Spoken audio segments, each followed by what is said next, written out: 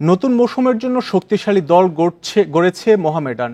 Sponsor সংকট না থাকায় ঝামেলা ছাড়াই দলবদল সেরেছে সাদা কালোরা। অন্যদিকে স্পন্সর জটিলতা নিয়েই প্রক্রিয়া সম্পূর্ণ করেছে বিসিএল থেকে উঠে আসা ফকিরাপুলের ইয়াংমেন্স ক্লাব। ঘরোয়া ফুটবলে দলবদলে শেষ দিন। নতুন মৌসুমের জন্য ফুটবলার নিবন্ধন করতে বাফুফে ভবনে মোহামেডান ক্লাব।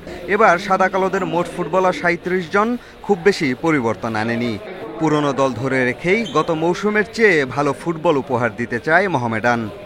টিমটা মনে করি যে ইয়াং টিম, সাথে ফরেন কালেকশন আমাদের ভালো, সব মিলে আমাদের টার্গেট থাকবে যত ভালো করা যায়। এই বছরের চাইতেও আগামী বছরে তার যত ভালো করা যায় আমরা সেই চেষ্টাটাই করব। এবার অংশ না নেওয়া শেখ রাসেল ও শেখ জামাল ক্লাব থেকেও ফুটবলার নিয়েছে মোহামেডান। যুক্ত করেছে নতুন 2 বিদেশি। প্রোটিন, আয়রন ও ফাইবার সমৃদ্ধ প্রাণ টোস্টের আবেশে সবাই কাছে আসে। স্বাধীনতা কাপ ও সুপার কাপ আয়োজন না করার কথা জানিয়েছে লীগ কমিটি।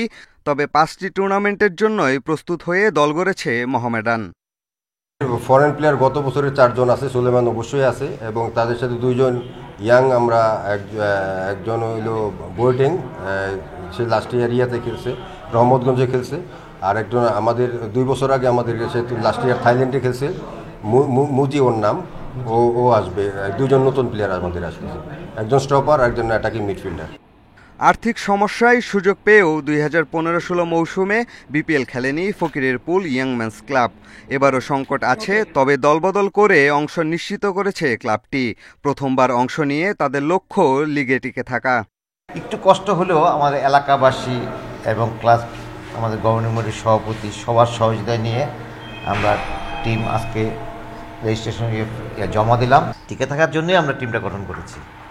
দলবদলের শেষ দিন অনেক ফুটবলার পারিশ্রমিক কমিয়ে তাদের ক্লাব নিশ্চিত করেছে।